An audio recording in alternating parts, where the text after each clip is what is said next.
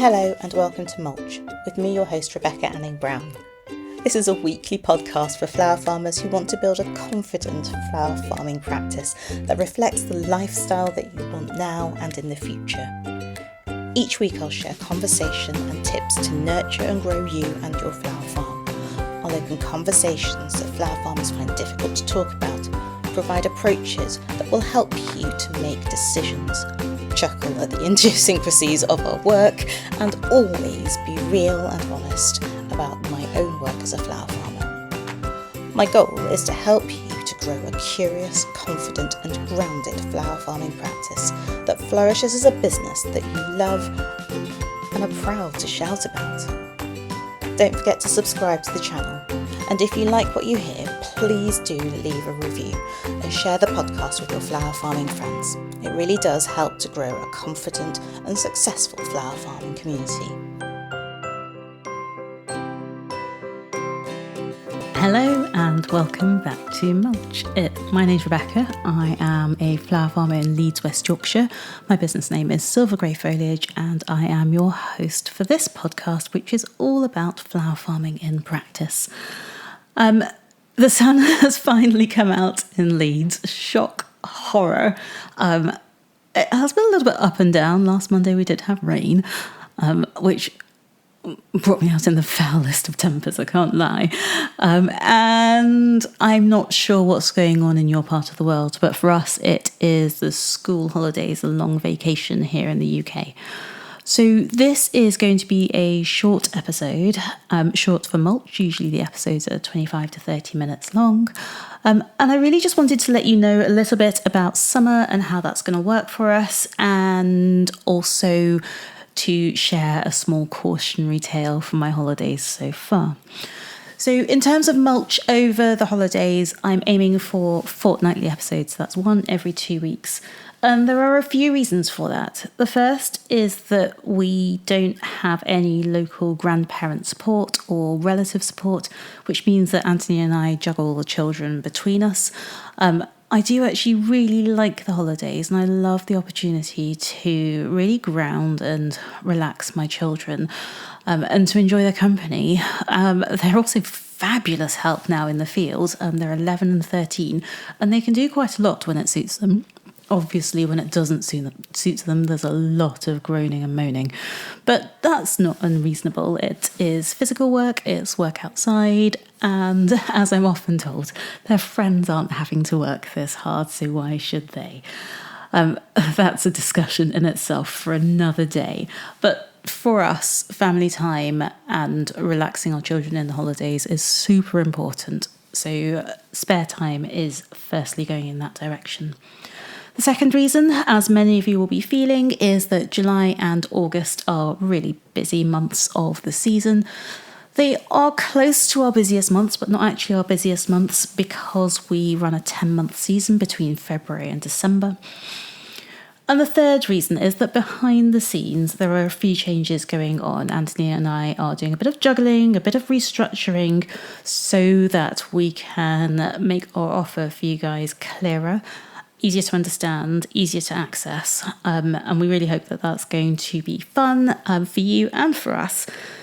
And it's taking quite a lot of my mental energy and space, in addition to making sure the children are happy and satisfied and fed and relaxed over the holidays. I also really wanted to share with you today a cautionary tale about trying to do too much as a small business owner, which for me was a huge prompt to just look at the things that we offer as a business and the things that I do that are free at the point of delivery for our customers, and to just think about how I can create a little bit of space or grace for myself over the holidays. So a couple of weeks ago on Sunday, we went out for a family day. We had lots of fun in Nottingham at the Water Sports Centre, some inflatables, doing a bit of archery, and also doing some kayaking. It was a really, really lovely day. And we are, as a family, opting for days out over the summer rather than going away on holiday. So when we got back, my son wanted to do some singing to me. He's a big fan of kind of 90s music at the moment, the sort of music that I listened to as a teenager. So he was singing Oasis at me. I mean, Wonderwall is a song that I knew at the time, and now I evidently know it far too well. But he was singing that to me, and I thought, whilst I listened to him repeat the same song over and over again and practice, and he's actually really good at it now, I'm just going to try and do some admin. And that admin was paying some bills. So those of you who listen regularly will know that a big step for us this year was taking on an employee 3 days a week. It's a huge responsibility. It comes with additional responsibilities in addition to paying her wage. So we have contributions to make to HMRC, and we need to do those monthly.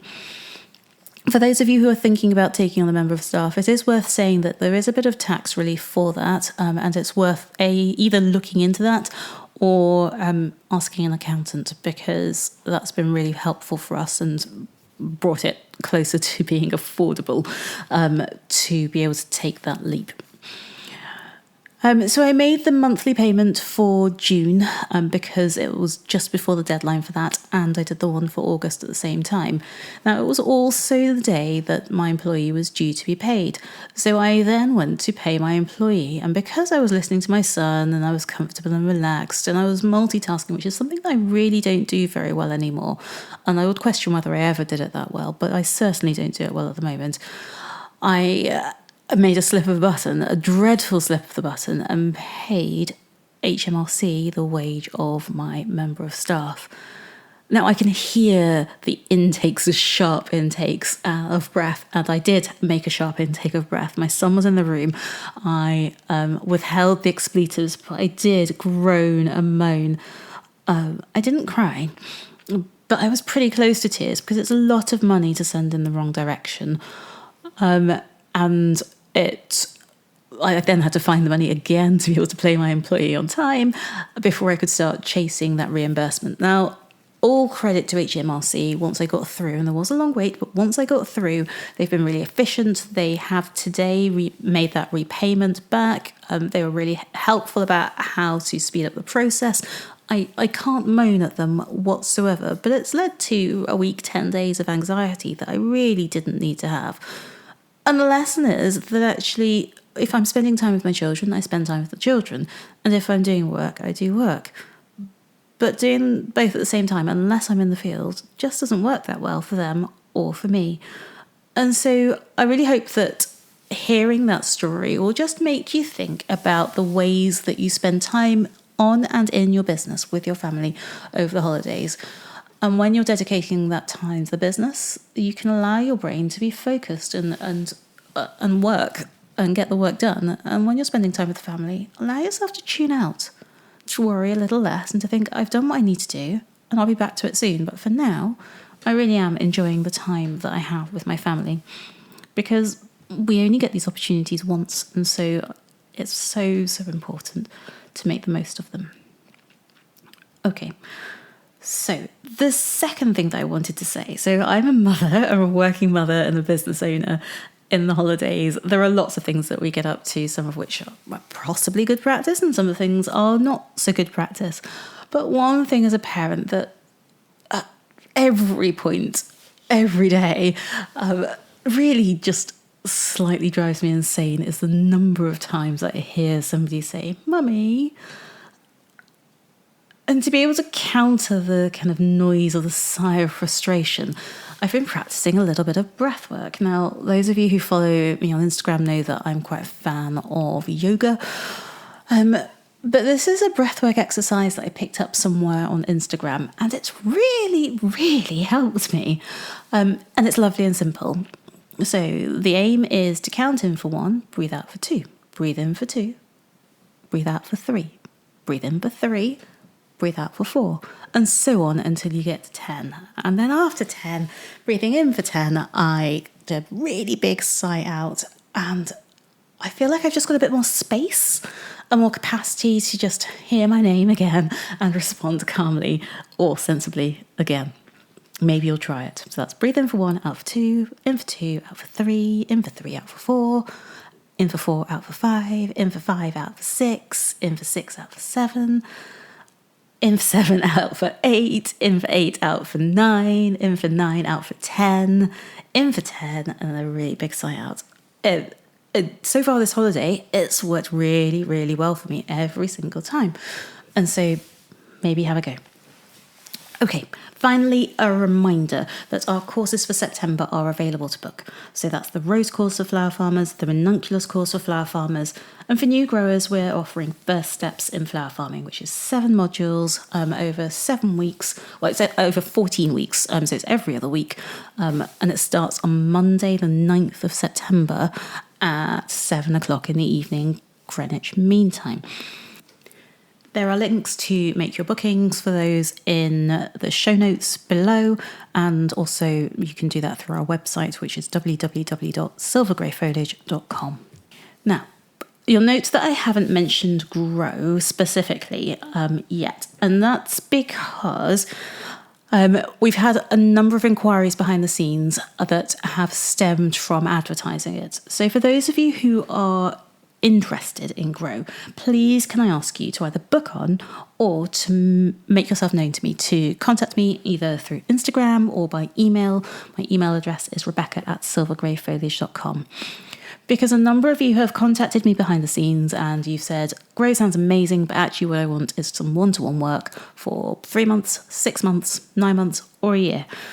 And the more of that one-to-one work I commit to, the harder it will be for me to be able to commit to grow as well.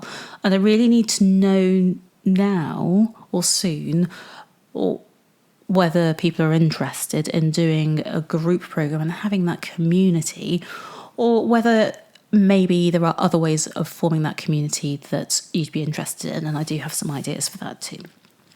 Okay, that's enough from me for today.